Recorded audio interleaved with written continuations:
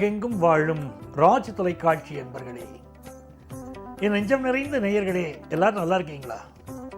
உங்கள் அத்துணை பேருக்கும் உங்கள் ஆத்மார்த்த ஜோதிடர் நங்கநல்லூர் டாக்டர் பஞ்சநாதனின் இனிய காலை வணக்கங்கள். இந்த நாள் ஒரு நல்ல நாளாக அமையட்டும். நம்ம எதிர்பார்க்கிற காரியங்கள் எல்லாம் அனுகூலமாக முடியும் நல்ல நாளாக அமையட்டும். இன்னைக்கு யாரெல்லாம் பிறந்த நாள், திருமண நாள் கொண்டாடுறீங்களோ உங்களுக்கு என்னுடைய உளப்பூர்வமான வாழ்த்துக்கள். இது நம்முடைய இன்றைய ராசி பலன்கள் நிகழ்ச்சி. இந்த நிகழ்ச்சியில் இன்னைக்கு நம்ம பார்க்க போவது டிசம்பர் மாதம் 10ஆம் தேதி 2025ஆம் ஆண்டு பலன்களை பார்க்க போறோம். தமிழ் வருடத்தில் இது விசுவாவசு வருடம், கார்த்திகை மாதம் 24ஆம் நாள் புதன்கிழமை.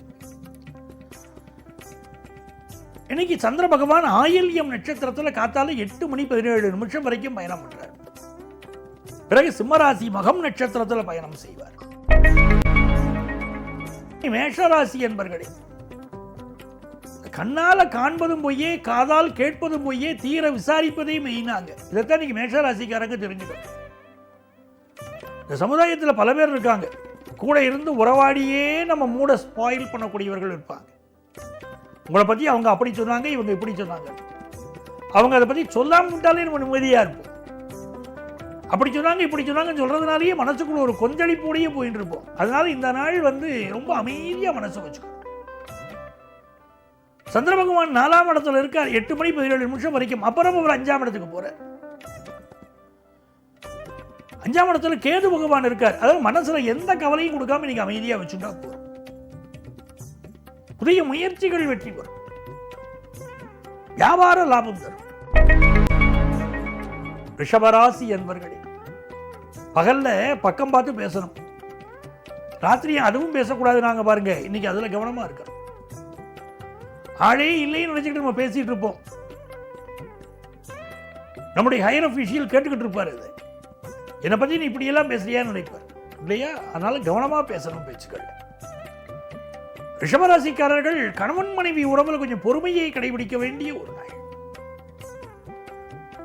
எந்த நெகட்டிவ் அபிப்பிராயமும் பேசாமல் இருக்கிறது நல்லது. ஆனா இன்னைக்கு வருமானம் பெருகும், குடும்பத்தில் சந்தோஷம் பெருகும். மிதுன ராசி என்பர்களே, இது ஒரு அற்புதமான நாள்.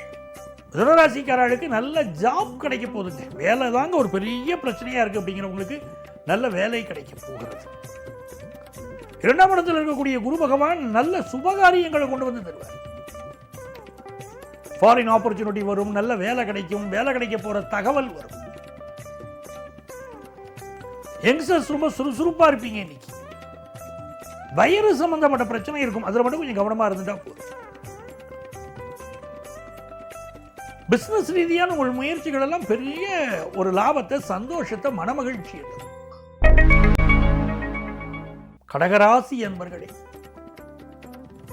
கல்யாண செய்தி வரப்போறது அப்படின்னு முகத்தில் அப்படி 1000 வாட்ஸ் பல்பு மாதிரி முகமெல்லாம் அப்படி பிரகாசமா இருக்கும். அப்படி யங்ஸ்டர்ஸ் இன்னைக்கு சந்தோஷமா இருப்பாங்க.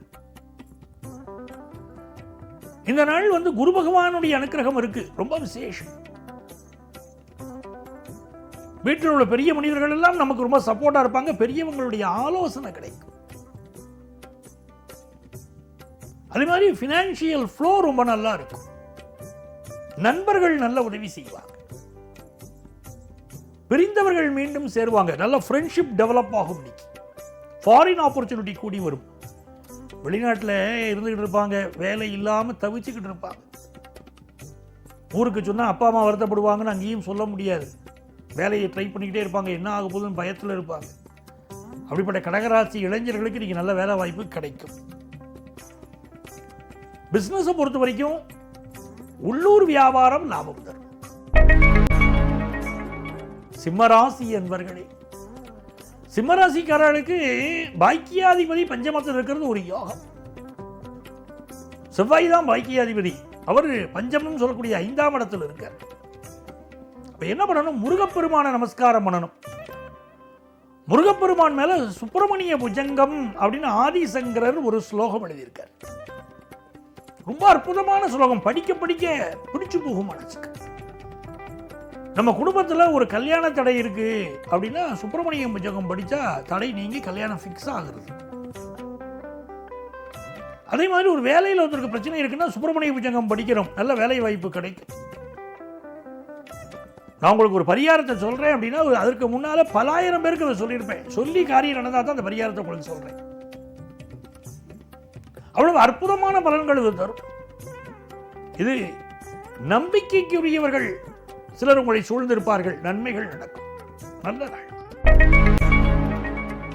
கன்னிராசி என்பர்களே, கன்னிராசிக்காரர்களுக்கு ஏதோ ஒரு மாற்றம் இருந்துட்டே இருக்கணும். மனசுக்குள்ள ஒரு பரபரப்பு இருந்துட்டே இருக்கும். இன்னைக்கு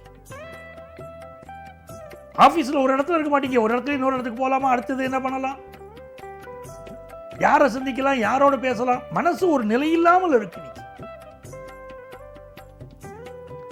புதுசா ஒரு சொத்து வாங்குற சிந்தனை பெருகுகிறது. கல்யாண பேச்சுவார்த்தைகள் நடக்குது. கடன் ஒண்ணு வாங்குறதுக்கு முயற்சி பண்ணிக்கிட்டு இருக்கீங்க. பலிக்க போகுது, கிடைக்க போகுது. நெஞ்சகம் சம்பந்தப்பட்ட நோய்கள் இருக்கிறவங்க மெடிக்கல் அட்வைஸ் எடுத்துக்கணும்.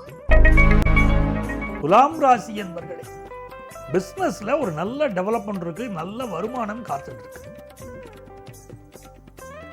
பிள்ளைகளால மகிழ்ச்சி இருக்கு. அவங்களுக்கு ஒரு நல்ல வாழ்க்கை உதயமாக போறது. பிள்ளைகளுக்கு நல்ல வேலை வாய்ப்பு கிடைக்கும். இல்லாத கல்யாண விஷயம் கூடி வரும். படிப்புல முன்னேற்றம் வரும். அப்படி நல்ல நல்ல தகவல்கள் பிள்ளைகளை பற்றி வரும். சில பேர் நகைகள் வாங்குவதில் துளாராசிக்காரங்க ஆர்வம் காட்டுவீங்க. உங்களுக்கு ஒரு நல்ல நட்பு, நல்ல தோழமை, நல்ல வரன் என்று நல்ல விஷயங்கள் இப்ப கூடி வரப்போகிறது. உங்கள் வாழ்க்கையிலே நல்ல மாற்றங்கள் ஏற்படக்கூடிய நேரம். எதிர்பார்க்கிற கடன் உதவி கிடைக்கும். பழைய சொத்துக்களை விற்க முடியும். விருச்சிக ராசி என்பர்களே, அற்புதமான நாள். சூரிய பகவான் நம்ம ராசியில் இருக்கிறது விசேஷம். நல்ல அரசு பதவி சிலருக்கு கிடைக்கும். சில பேர் நான் கலெக்டராக போறேன்னு உட்கார்ந்து இருப்பாங்க. முயற்சியே பண்ண மாட்டாங்க. ரொம்ப வருஷம் 35 வயசு ஆனப்பறம் வந்து அஸ்ட்ராலஜர் மீட் பண்ணுவாங்க. நான் எப்போ கலெக்டர் ஆவேன்னு கேட்பாங்க. அதுக்குள்ள முயற்சியே பண்ணலையே, அப்புறம் எப்படி கலெக்டர் ஆகுறது? அதாவது முயற்சி நிறைய பண்ணணும். விருச்சிக ராசிக்கார முயற்சி பண்ணினா வெற்றி கிடைக்கும். நீங்க நல்ல கௌரவ பதவிகள் கிடைக்கும். வாழ்க்கையில முன்னேற்றம் வரும். தன லாபம் பெருகும். நல்ல நாள். தனுசு ராசி என்பர்களே, இன்னைக்கு காலையில் 8 மணி 17 நிமிஷத்துக்கு அப்புறம் நல்ல நேரம் பிறக்கிறது. அது வரைக்கும் கம்முன்னு இருக்கணும். கம்முன்னு இருந்தா அப்புறம் வாழ்க்கை கும்முன்னு இருக்கும். 9ஆம் இடத்தில் இருக்க போகிற சந்திர பகவான் வந்து உங்களுக்கு மிகுந்த நன்மைகளை தருவார். சிலருக்கு நீங்க புதுசா வேலை வாய்ப்பு கிடைக்கும். பண வருமானம் பெருகும். திடீர் வருமானம் வரும். அதே நேரத்தில் அப்பாவுடைய ஹெல்த்ல அதிக கான்சென்ட்ரேட் பண்ண வேண்டியது மிக அவசியம். அமைப்பு தனுசு ராசிக்காரர்கள் சிலருக்கு இடமாற்றம் இன்னைக்கு அமைக்கும். மகர ராசி என்பர்களே, இது நன்மையான நாள். நல்ல நாள். உங்கள் பிள்ளைகளுக்கு நல்ல காலம் பிறக்குது. உங்களுக்கு நல்ல காலம் பிறக்குது. உங்க குடும்பத்துக்கு ஒரு விடிவு காலம் பிறக்குது. சுப செய்திகள் கூடி வருகிறது. நல்ல கல்யாணம், காது குத்து, அப்படி நல்ல செய்தி வருது. பூமி லாபம் கிடைக்கிறது. பூமி இன்வெஸ்ட்மெண்ட் பண்ணுவீங்க. இப்போ நிலம் வாங்குவீங்க. பிசினஸ் லாபகரமா அமையும். புதிய பிசினஸ் தொடங்குற யோகமும் இருக்கு. கும்பராசி என்பர்களே, அருமையான நாள். சந்திர பகவான் இன்னைக்கு 7ஆம் இடத்துக்கு போக போறார்.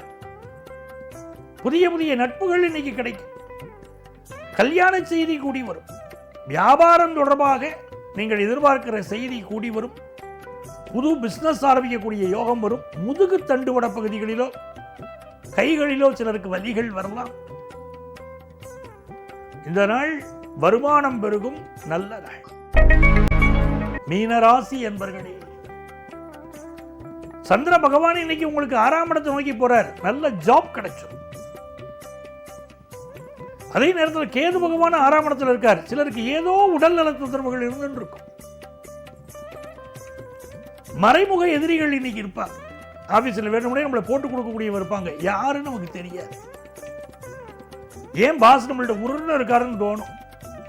நல்லா தானே இருக்கார் இவர், ஆனால் இன்னைக்கு ஏன் இப்படி ஆகி போயிட்டார்? நேற்று வரைக்கும் ஈவினிங் வரைக்கும் நல்லா பேசினாரு, காலையில் ஒரு மூஞ்சியில் ஒரு மாற்றம் தெரியுது, யாரோ நம்மளை போட்டு கொடுத்துட்டாங்க போல இருக்கு அப்படின்னு நினைப்பீங்க. ஆனால் யாருன்னு தெரியாது. இன்னைக்கு சொத்துக்கள் யோகம் உண்டு. கல்யாண விஷயம் கைகூடி வரும். பிஸ்னஸும் ஆதாயகரமாக இருக்கும். அன்பர்களே, நாளைய பதிவில் மீண்டும் சந்திப்போமா?